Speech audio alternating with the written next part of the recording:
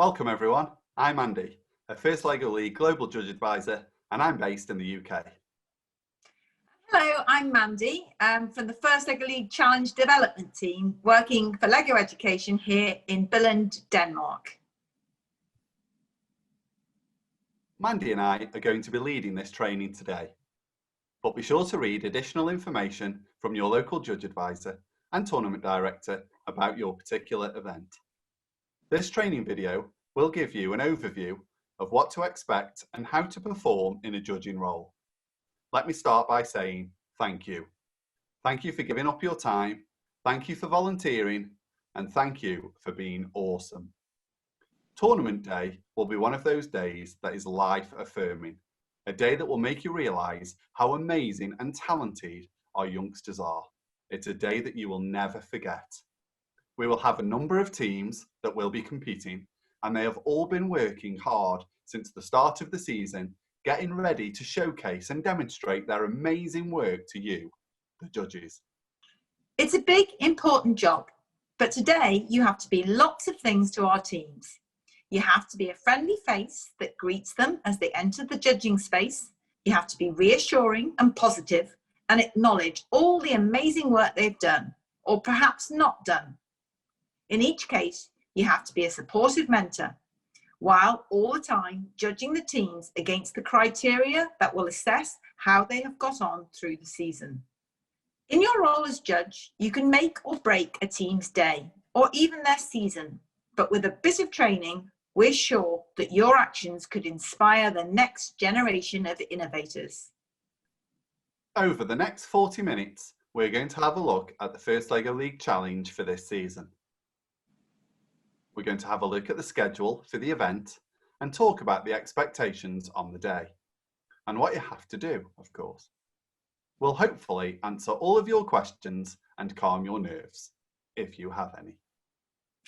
So let's start by having a look at what First Lego League is all about, especially for our new judges, and welcome to you, but also as a bit of a refresher for our more experienced judges. First Lego League was created to inspire young people to experiment and grow their critical thinking, coding and design skills through fun, hands-on STEM learning and robotics. The whole programme is built on the core values of discovery, impact, inclusion, innovation, teamwork, and of course, fun.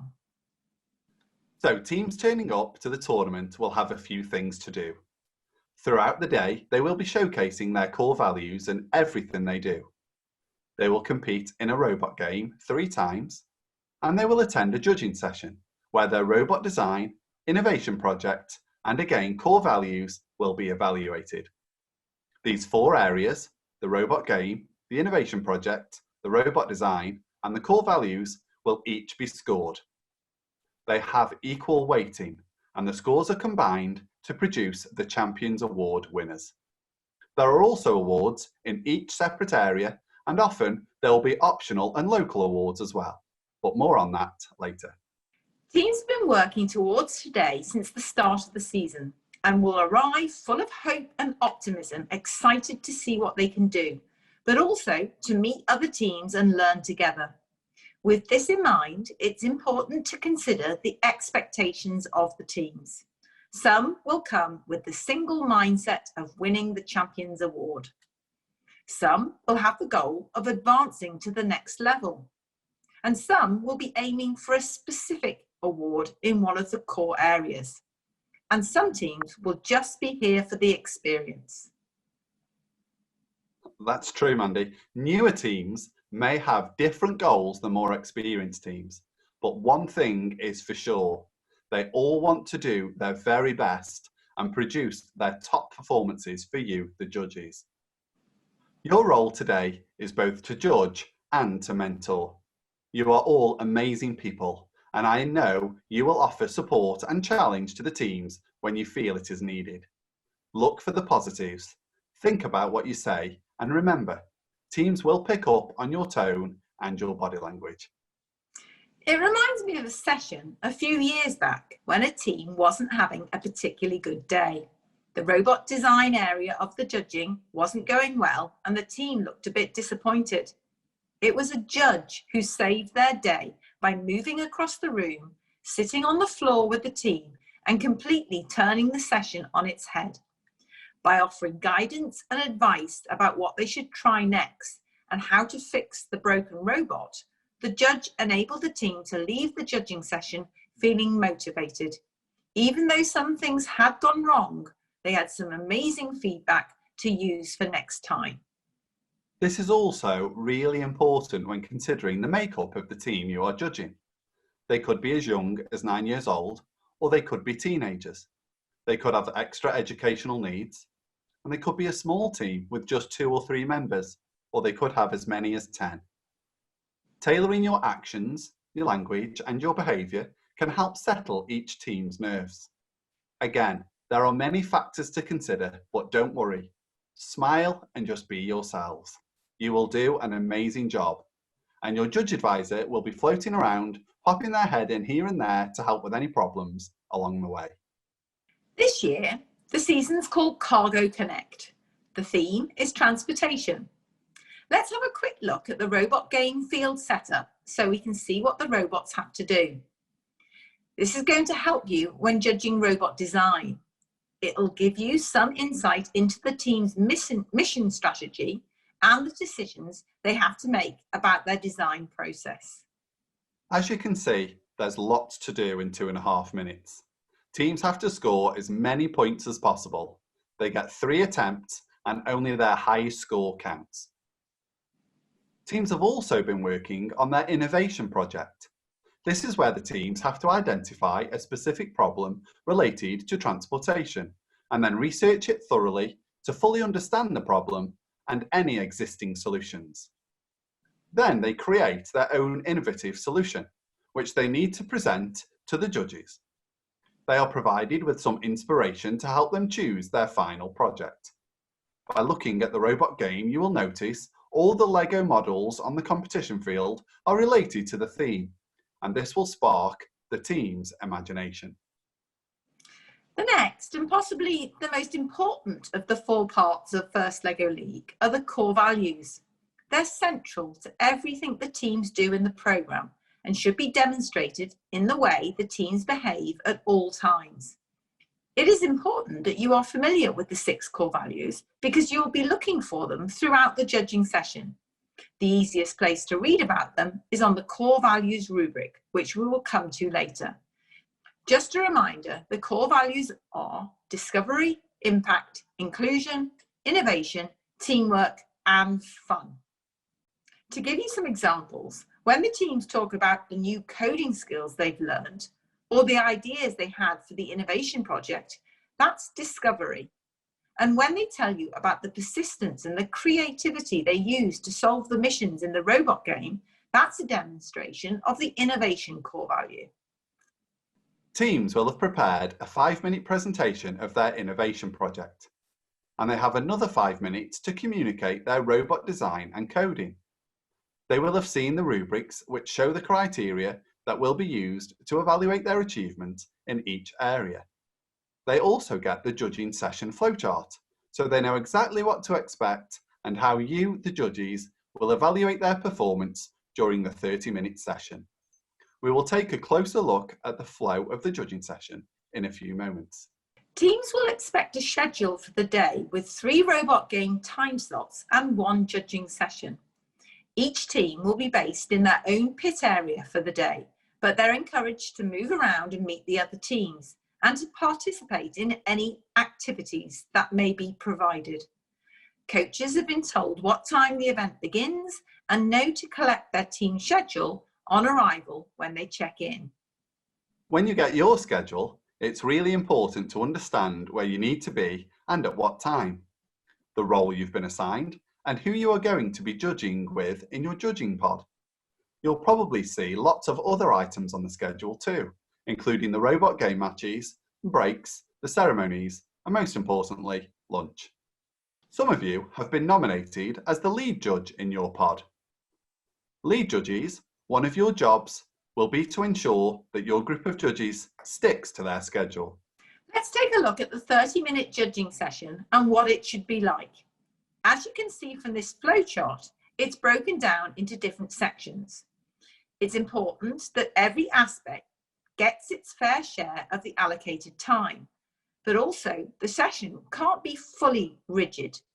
If one of the sections runs over a bit because the team are in full flow, that's okay, but don't let it happen for too long. Otherwise, the other aspects of the session will not get the time they need. You can see that it's loosely in the order: welcome, innovation project, followed by Q&A, robot design with more Q&A, then core values reflection with the final Q&A, before some feedback, and then the team leaves, giving you, the judges, the time to complete the rubrics. It is important that the team has a positive and meaningful experience throughout the session. This goes back to what Mandy and I were saying earlier about what an important job you have balancing the mentor role against the judging role. The judges in the pod all have a specific focus to look at. Each pod will have a lead judge whose job it will be to keep time and ensure the sessions move from one section to the next with smooth transitions. The lead judge will also be responsible for completing the core values rubric at the end of the session. The other judges will have responsibility for filling in one of the other two rubrics, either the innovation project or the robot design, and they will also lead the Q&A for that respective section. Remember, you and your fellow judges work as a team. It may be someone else's job to fill in the innovation project rubric, but you will all see and hear the team's presentation and be present for the Q&A. Therefore, you will all have valuable input that will help when scoring the team. Keep that in mind, as it will help during the sessions. Don't worry about asking for help from the other judges if you're not sure how to mark one of the criteria. There is a judging session script that you can use if you would like to. It is helpful, especially to start with, but after you've done 1 or 2 sessions, you will find your groove and may not need it at all. It is a good resource to use, should you wish to, during the session. But remember, we are aiming for a natural, relaxed experience, so please make eye contact with the students as often as possible, and remember to smile and encourage them as much as you can. Some teams may enter with a cheer or a chant, but others may not. After they enter, the session starts with a welcome by the lead judge, who will also introduce the other judges, not their whole resume, just "this is Adele and she's a civil engineer" is going to be fine. Give the team time to set up their presentation for the innovation project, but as they do so, there are a couple of core values questions you should ask to get an understanding of the team and their experience, as well as helping them to settle into the session. Your friendliness will help to calm their nerves. The teams will also have their core values evaluated later in the judging session and at every robot game through the gracious professionalism scores that the referees record. When the team is ready, you can let them start their 5-minute innovation project presentation. Don't interrupt them unless they are massively running over time, and be sure to listen to them. I know it sounds an obvious thing to say, but actively listen. Make eye contact with the team members, smile, be interested in what they are saying and doing, and respond in a positive manner. Use the time while the team are presenting to start gathering your thoughts about where they meet the criteria. After they've finished, you can use the Q&A time to collect information to fill any gaps on your rubric or to dig a bit deeper on some points. There are sample questions to help with specific lines on the rubric if you need them. Also, sometimes you may want to ask a more probing question to be sure that the team really understand what they are presenting versus just having learnt their lines to give a good presentation. Don't forget, you have the other judges and you can work together to make the best evaluation of the team. The session then moves on to robot design. This section is usually a little more varied as teams choose to explain their robot and code differently. Some may have presentations, some may have information boards, and some may plan to just talk through the aspects of their robot and coding. As before, let them do what they have planned keeping an eye on time, and listen while starting to think about which column they fit on the rubric. Again, use the Q&A time to probe and ask questions, remembering back to the robot game missions and the problems they needed to solve. Ask about their coding too, if they haven't covered it in detail, and make use of the sample questions to help you where needed. If they have not prepared anything at all, just dive right into the questions to elicit the information that you need to make those judgments. After both the innovation project and robot design areas are finished, the next section is about core values. You'll base your core values scoring against everything that you've seen during the session and relate the work back to the 6 first core values, all of which you can see on the rubric now. There's an explanation for each core value and what you are hoping to see. You'll also notice that the core values rubric has some checkboxes at the top. These are for the optional awards: Breakthrough, Rising All-Star, and Motivate. If these are being used at your event, you can tick the boxes if you feel that the team is a candidate for one of these awards. Use the descriptions to help you decide. You can tick more than one box for a team, or you don't have to tick any. Only do so if you think the team should be considered for the award. After that is finished, there is some time for you to give feedback to the team. This is something that is of great benefit to the team, so please be specific with your comments. Check if there is something in particular they would want to hear about, or otherwise just share a positive that you really liked and also something that they may like to work on moving forward. The script is useful for this section of the session. It makes sense for the lead judge to invite feedback about the innovation project first, as that judge will have had the most time to prepare their feedback. And then the robot design judge could go next, and then the lead judge may finish or round off with general core values comments if you feel they are appropriate. The team will really value this input, so be clear with them and be clear with your language, and always check they have understood the points you are making. Don't forget, you can use the guidance in the script if you need help with phrases and useful sentence starters. This brings the session to an end for the teams. Thank them for sharing all their impressive work with you and see them out of the room. Now you've got time to finalise the scores on the rubric for that team. Remember, although one person has the job of completing each rubric, you can all help. Let's talk about the rubrics. First LEGO League is a global community and all teams are evaluated using the same rubrics. The teams will have seen these rubrics, so they should know what to expect. Hopefully, you've had a look too. If you are working in the Event Hub, the rubrics are digitised and the lead judge will be responsible for submitting these at the end of each session.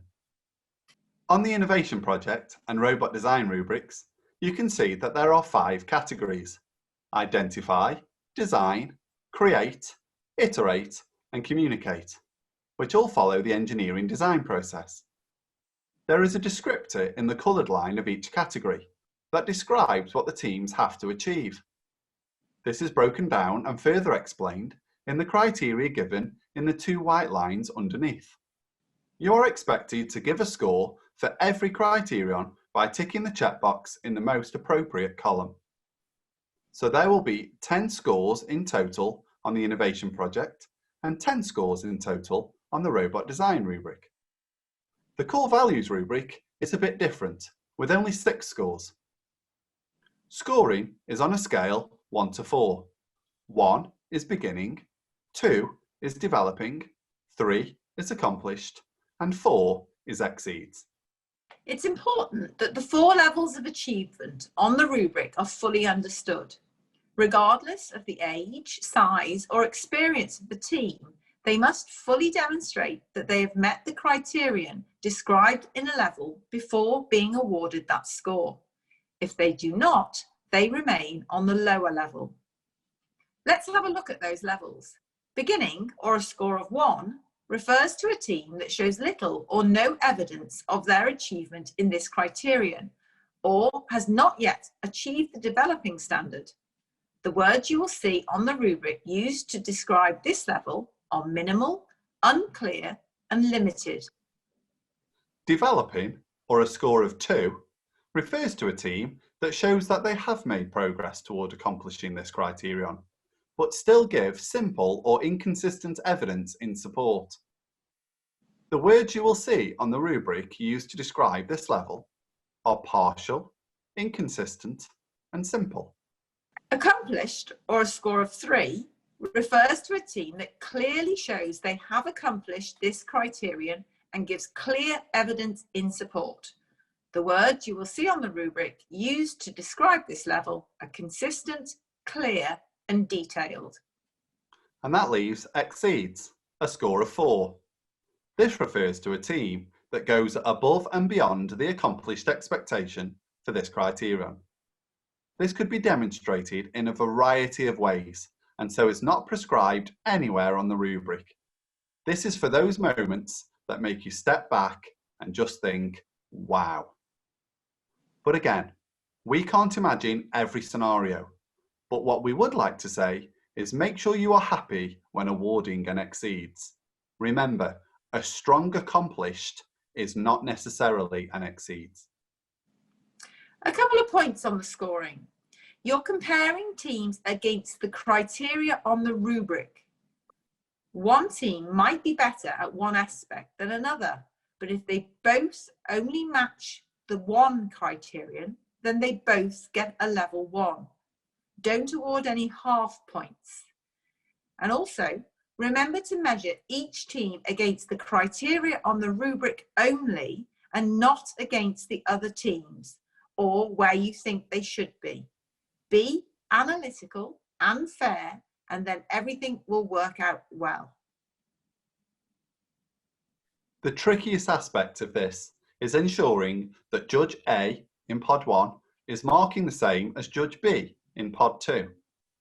The only way we can do this is by using the rubrics exactly like we have described.